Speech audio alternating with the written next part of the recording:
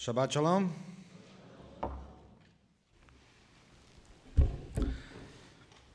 I'm not sure why I'm so distressed by the spectacle of the Penn State debacle this week. The university's Board of Trustees did precisely the right thing in firing Joe Paterno and the university president, Graham Spaniard, on the spot. It was the only bright moment in a very dark week. It was the only clear-headed moment in a very befuddled week. I suppose that what is distressing to me is what all of this says about us. Where are we in American society? How could we have let American education and the role of universities decline so precipitously? How could we have let sports at all levels, but especially college sports, to become so central to our national ethos? Sometimes sports is just sports. It's not a statement on life. It's not an indication of national prowess. Sometimes it's just a young person who can throw a ball further than most or run a mile faster than most. Often that's all. It's nothing else. How could we have allowed major universities to overlook so many legal and moral violations in pursuit of star athletes? How could we have allowed universities to be so dependent on the income provided by star athletes? And come to think of it, how could we have allowed the cost of a college education to be so outrageously exorbitant? Over and over again, the evidence is staring us in the face. We have made idols of money and celebrity. We care more as individuals and obsess more as a society about the Kardashian family than we do about war, famine, poverty, disease. We identify more with the faux pain of Kim Kardashian than the real pain of victims of rape. Judging by our individual psychic energy and our collective media attention, we care more about the crimes of Lindsay Lohan than about the alleged crimes of Jerry Sandusky. I believe in America. I believe in our future. I'm an optimist. I reject those whose fashionable pessimism about the decline of America is so in vogue these days. But something bad is happening to us. The central institutions of our lives are disappointing us and letting us down over and over again. The university, the church, and the synagogue, the school, the government, the media, the banks, the major corporations, the courts, the hospitals, the stock market, capitalism, the democratic system. We don't know where to turn because the more we inspect, the more we discover corrosion and dysfunction. It's everywhere. How the mighty have fallen when universities that are ostensibly devoted to learning and higher values apparently cover up horrible crimes for the purposes of preserving prestige and income. It's not only Penn State. It's everywhere. It's at the most elite of the elite universities. They hunger for money and take liberties for cash. There are two moral stages. There are two stages of moral development. The first stage is what we learn when we are young. Rules. Do this. Don't do that. Here's what you must do. Here is what you mustn't do. Say please and thank you. Don't hit the girl. Don't put gum in her hair. Don't steal your classmates' food. Don't cheat on the exam. Don't tease. Don't bully. Adults need rules as well. Honor your parents. Do not murder. Do not commit adultery. Do not bear false witness. Do not lie. Do not covet.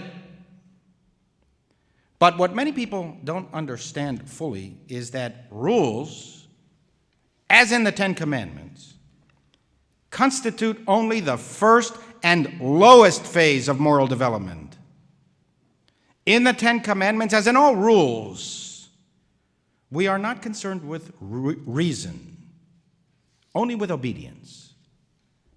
However, as we grow, we should ascend to the second stage of moral learning, moral reasoning. We learn the reasons for the rules. We incorporate broader principles into our worldview. By the time we send a young person off to university, we hope that they will have begun to learn principle. And by the time they graduate, we should expect that they understand not only the rules, but why we do this and why we do not do that. We should expect to become moral agents in our own personal lives. That at some point, we will have adjusted our lives to the great principles of existence: justice, law, liberty, freedom, equality, honor, mercy, compassion, love, protection of the weak, dignity, forgiveness, kindness, charity. Some people never graduate from the lowest moral rung of moral learning and behavior. There are plenty of adults. I've seen them. We've all seen them, who are unconcerned with the grand principles of existence and are only concerned with, can I get away with this? If so, who needs to follow the rules? If not, I will obey. And it is not only the great principles in the abstract. You can take dozens of classes on social justice at any university. It is also the much more difficult task of applying these principles to our individual lives and adjusting our behavior to the force of these principles.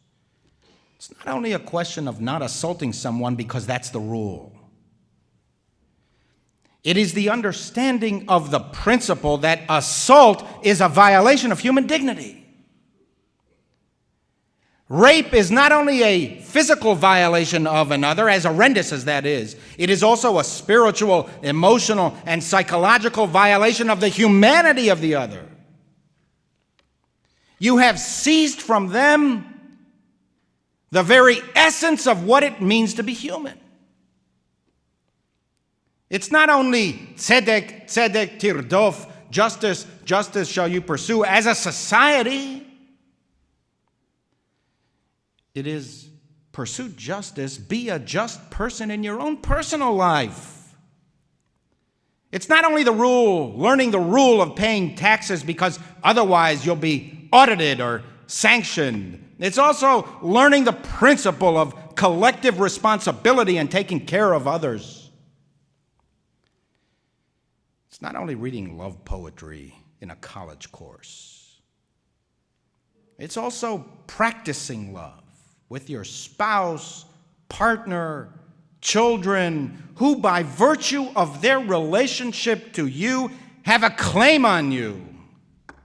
You have behavioral obligations that command you and that leave you no choice. It is what our tradition calls Yisurei Ahava, the chains of love, the obligations of love. It's not only that you demand of the board of trustees of a major university to do the right thing. And it's also that you do the right thing, personally, in your own lives. And it's not only don't rape a child that most people can understand on a visceral level. It is an understanding of the deeper principle. Do not violate the dignity of another human being. And then, not only will you not assault them, which is a rule, the violation of which is a crime, and hence most people will obey if only because of their fear of being caught. But you will also not embarrass them, which is a grand principle of life, the violation of which may not carry any sanction whatsoever. We deceive ourselves into thinking that we pick up these values in school. We do not. We teach value, not values, in school. We teach reading, writing, and arithmetic in school. We teach mathematical calculus, not moral calculus. We teach how to make money, not how to give money away. Perhaps we may have read in school the Odyssey or Hamlet, so we may have been exposed from afar to the principles of courage or justice. But we do not learn enough to absorb these principles into our lives and have them guide us in our daily behavior.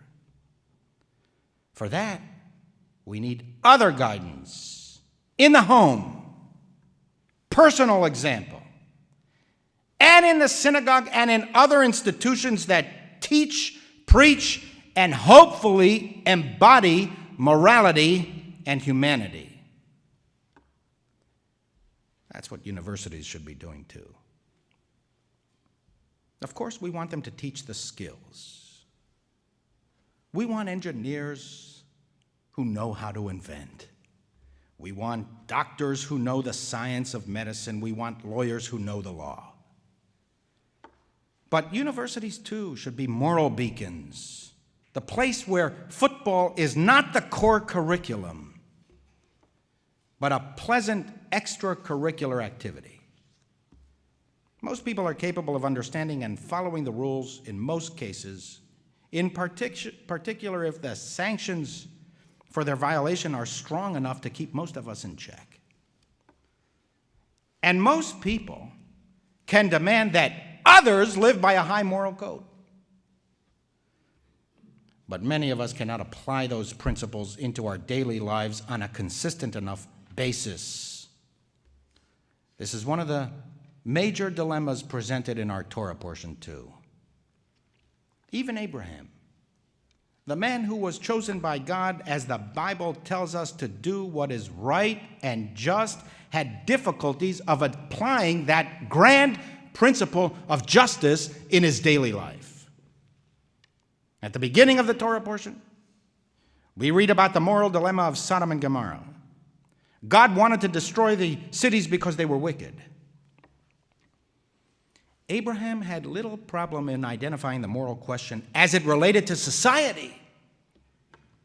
Without hesitation, he boldly and relentlessly argued with God, "Will not the judge of all the earth do justice? Will you kill the innocent along with the guilty?" But the same Abraham, who was so intent on social justice for the collectivity at the beginning of the Torah portion, is completely silent at the end of the parasha when it comes to his own son. God tells Abraham to sacrifice his son on the altar, and Abraham is silent. He knows the grand principle of justice, and he was insistent on its application for others, the inhabitants of Sodom and Gomorrah. But he simply could not apply the same principle to his life. There's no mention of his arguing with God, no mention of justice for Isaac, no mention of the innocence of Isaac, no mention of the impact of Isaac's death on Sarah, no mention of Abraham's parental obligations. It's much easier to argue for social justice as a policy than to be a just person in our social lives. Push yourselves to do justice at home and at work as well. Push yourselves to practice justice with another individual. Not only to say society is wrong, not only to be a critic of the grand principles of social justice. Push yourselves to identify the flaws, not only in social policies, but in your own individual personal policies. Push yourself to be good, even if you can get away with cheating. We are tested in life by the hard things. Rules are relatively easy to follow. Principles, to be a man of principles, to be a woman of ideals, and to live out the details of our lives in accordance with these ideals, this is much harder to do.